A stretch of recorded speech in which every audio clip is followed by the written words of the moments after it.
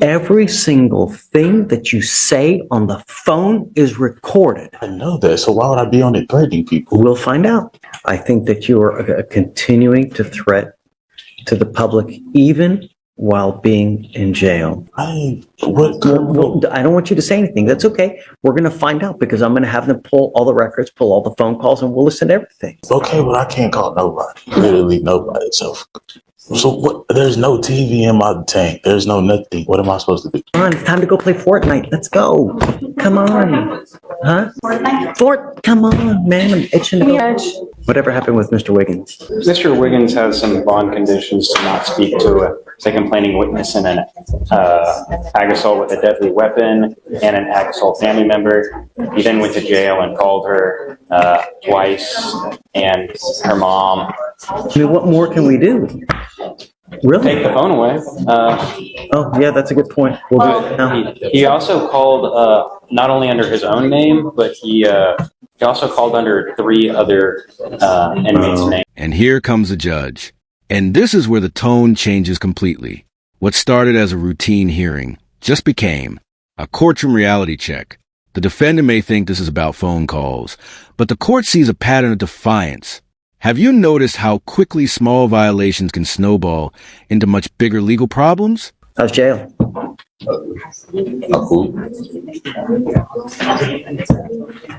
It's come to my attention that you are violating the conditions that we set out in this court, flaunting it, and trying to get a hold of the complaining witnesses in these cases where we've told you not to.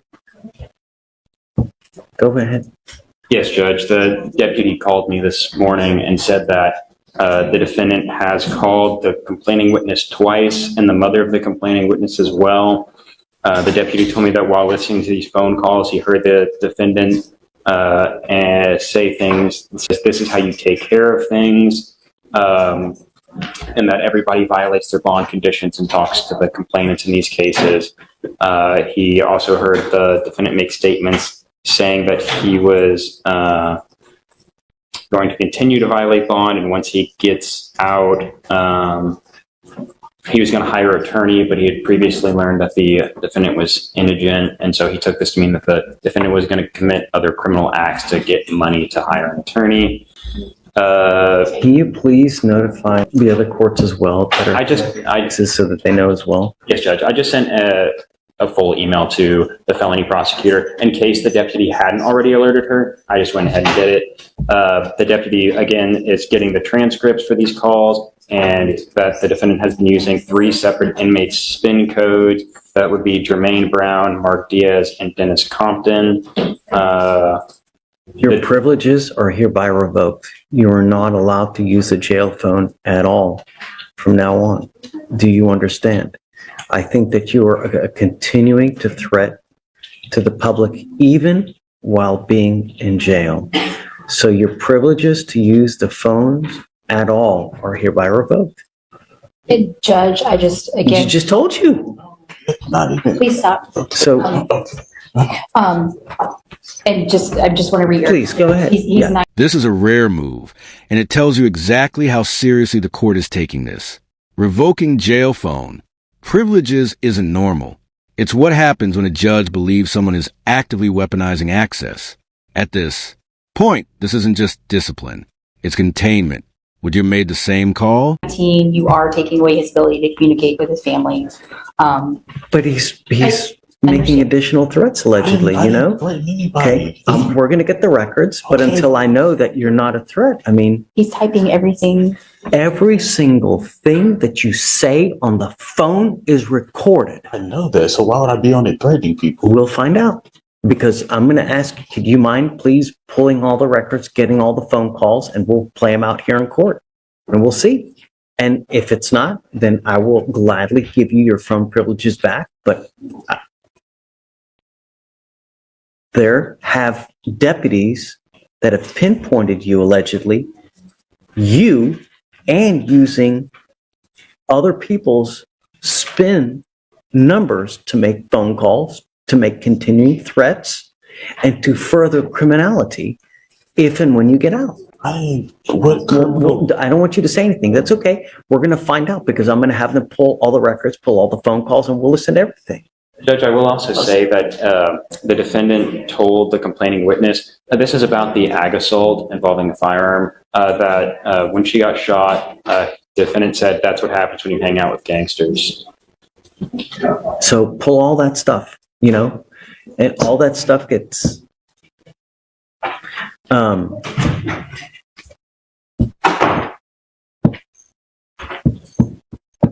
so we need to figure out how, because it's a first for me as far as doing a revocation of privileges like that.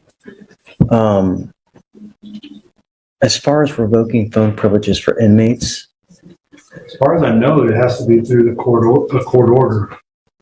okay. I need to do whatever I can because it's apparently a problem now. So, I guess I'll reach out to administration as well to figure out how, because it's a first for me. Judge, just so we're all on the same page, Mr. Wiggins is obviously going back to the jail now. Even before that order is in place, you are instructing him now not to use the phone. So, Oh. So I did do it. That's so stupid. well, we'll get the tapes and Get it? We'll Okay, see. good. Okay, but I can't call nobody. Literally nobody. So what? There's no TV in my tank. There's no nothing. What am I supposed to do? It's jail. What's the point? Read a book. There is no books. I read every book in there. Yes. Okay. I can't trust you to use a phone, Mr. Wiggins. You know what's happening. I have other deputies that have alerted us to what's going on. I can't. That's it. You got to know when you're in the jail, there are eyes all over you. It's like at a casino. You literally have eyes all over you at all times. You got to know that whatever you're doing is always being looked at. Stay in bed.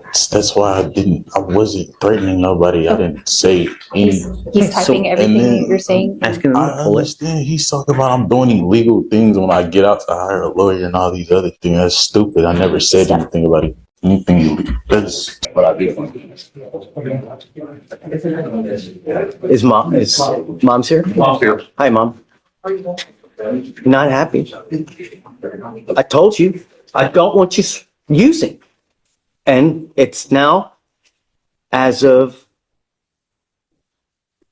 2:20, which is 7 days ago, we have another positive test. What was the day that he was ordered not to use police? December 31st, I believe, Judge. When, we'll say it again? December 31st. I can give you the benefit of the doubt and send him right now. But you're ordered to come back right now. Send me right now just to get a benefit of the doubt. Confirmatory test now. He did smoke about 3 weeks ago, Judge. Then I'm He'll probably going to send you now. Okay. But we'll see. Take a seat for me. I'm going to send you right now. You have to come back. Here, let me give this back to you, please. Good morning,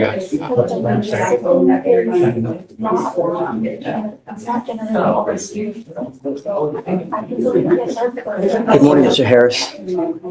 Good morning. Sir, you're charged with the offense of failure to identify oneself to a peace officer. You were facing 180 days in jail with credit for you're facing 180 days in jail, and it looks like you've worked out an agreement where they're offering you 180 days in jail with credit for the 80 that you have served. Does this take care of the case upstairs? Yes, Your Honor. I've emailed the felony prosecutor and his attorney, and it's part of the plea is that they'll dismiss. Case upstairs? Yes. Okay. You need to understand that that's an extremely, that's just a great deal. And I'm going to tell you now, probably not many times in life something like that's going to happen. Do you understand?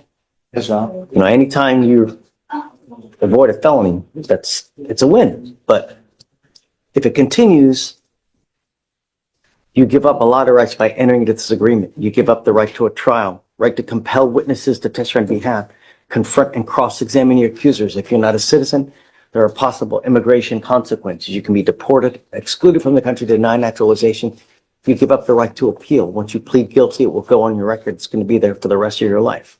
Do you understand? Yeah. Now,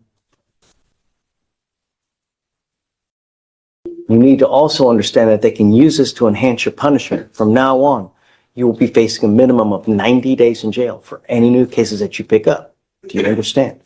Yes, sir. You still want to go through with all this? Yes, sir. How do you plead to the offense? Are you guilty or not? I'll find you guilty, send you to the agreement. I'm going to roll your report costs so you won't owe anything. Good luck to you, Mr. Harris. Okay. Thank you, Mr. Harris. Make sure they dismiss him. Just a minute.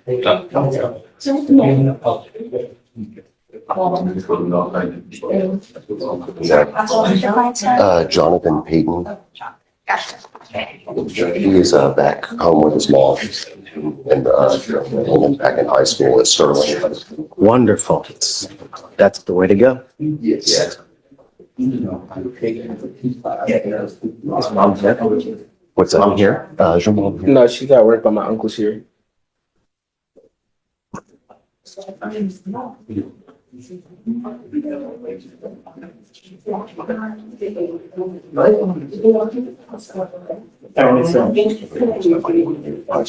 Yes, sir.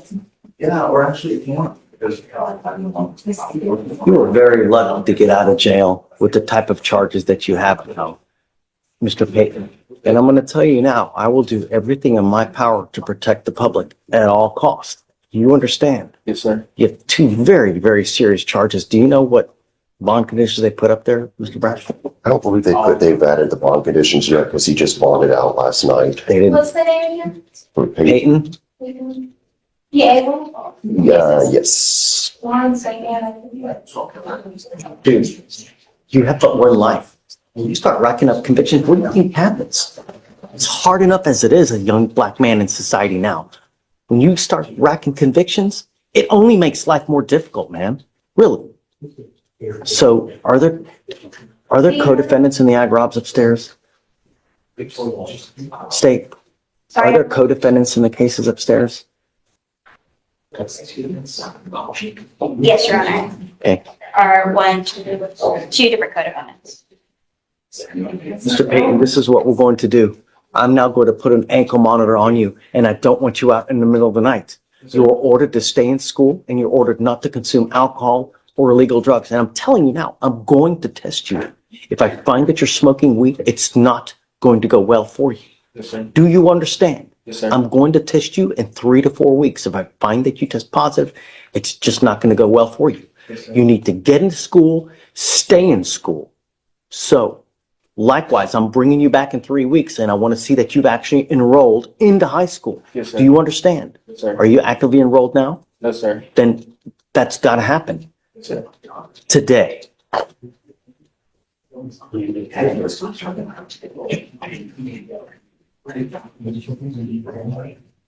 No weapons.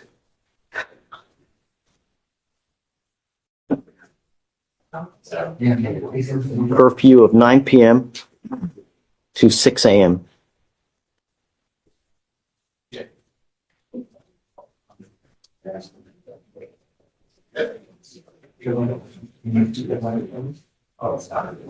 So Felicia, Yes, no sir. weapons, GPS monitor, 9 p.m. to 6 a.m. No alcohol, no drugs. We'll reset them for 3 weeks to see that everything is got done. And I'm going to test you. Yes, sir. Do not use. Do you understand? Yes, sir. You must also stay in contact with your lawyer. If I find that there are any issues, I'm telling you, I'm going to protect my community at all costs. Yes, sir. Your Honor. Does he live with you? He lives with mom? He lives with his mom. Mom?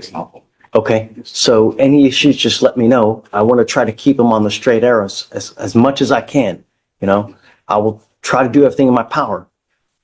Make good decisions. When you hang with dogs, you get fleas. So don't hang around the wrong people because all they're going to do is bring you down.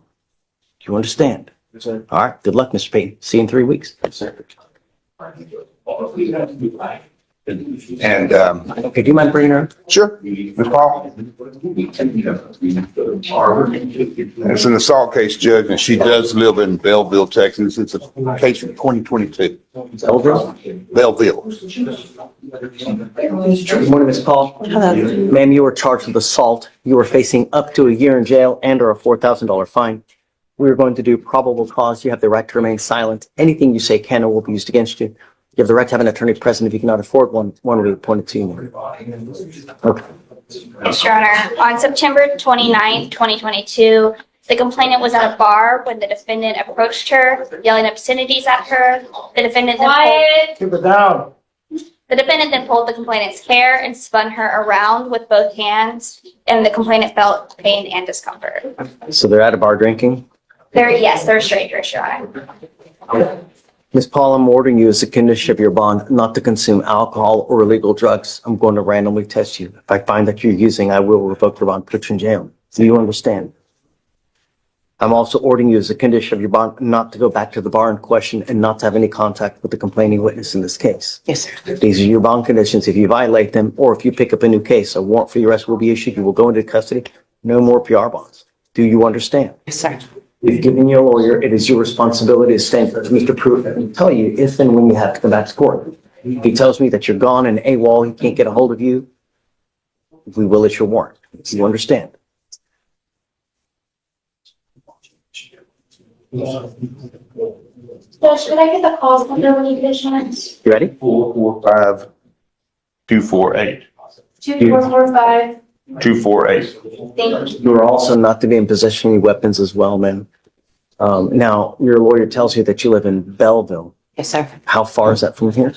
Over 50 miles for sure. Okay, so if you're called upon to take a test, then you may take it at a Quest Diagnostics, and then it is your responsibility to get it to Carl, and then he will get it to us. But if you fail to do it, then a warrant will issue. Do you understand? Yes, sir. Don't drink, don't use, and don't pick up any new cases. Keep my counties safe. Yes, sir. You understand? Yes, sir. All right.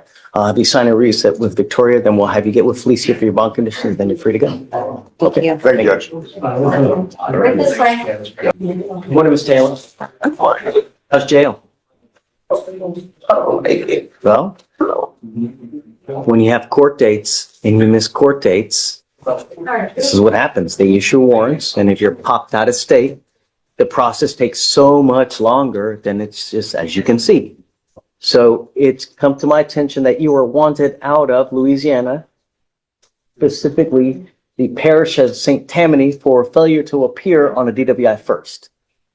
What's my first court? Hold on. Don't just start talking. You have the right to remain silent. Anything you say can and will be used against you. You have the right to have an attorney. If you can't afford one, we appoint one to you. The problem is that everything you say, they're going to try to use it against you to prove guilt, this, that. So that's why it's best just not to say anything at this point in time.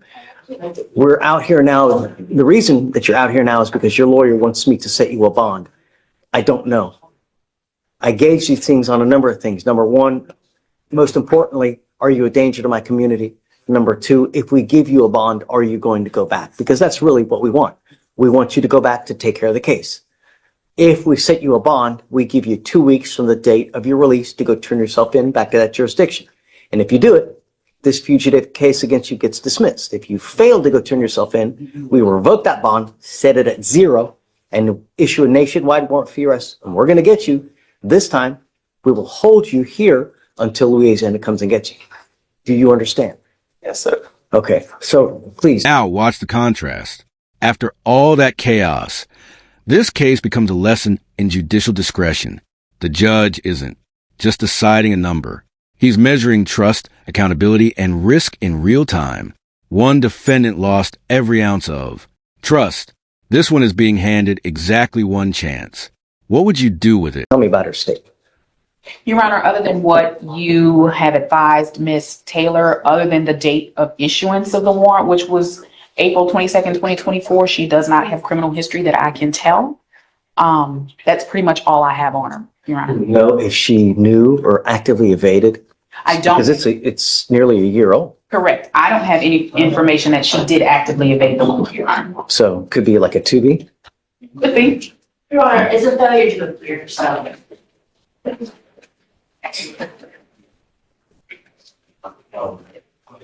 which would be inherently like if it's a failure to appear, you know? Absolutely, Judge. I don't dispute that. So, I mean, it's just no other priors? No, Your Honor, I don't have anything. I'm amenable to a bond, okay? But you have to understand that I have to make it sufficiently high that you're actually going to go back. So what do you think she can afford? Your Honor, if I'm being realistic, 1,500 would be what defense would request. She does have 3 children. She actually moved from Louisiana to Houston to be with her children. One of them is going to the university. He's 22 years old, and he would be the one that would help her go back to Louisiana and drive her over there to take care of the case. And she said that within the 2 weeks, he would be able to do that. Okay. What are your thoughts to the 1,500? I think that 1,500 is a little low, Judge. We're here on a failure to appear. So the state is willing to come down to 3,000, and I think that's appropriate. Okay. You have to understand that we don't play games. If I set you a bond, I'm going to set you a bond now, but I'm not going to do this again with you. You get one chance to make the right decision. If you fail to go back within the 2 weeks, you're old enough to know that actions have consequences, and here they are dire. Because not only will you lose all that money, I'm going to set it at 0. I'm not going to give you another one. You will be stuck like Chuck in there until Louisiana comes and gets you. Do you understand? Yes. You want 1,500? Yes, Your Honor. I'll give it to you. Just go back. It's not hard. You understand? Just make me proud. Okay? All right.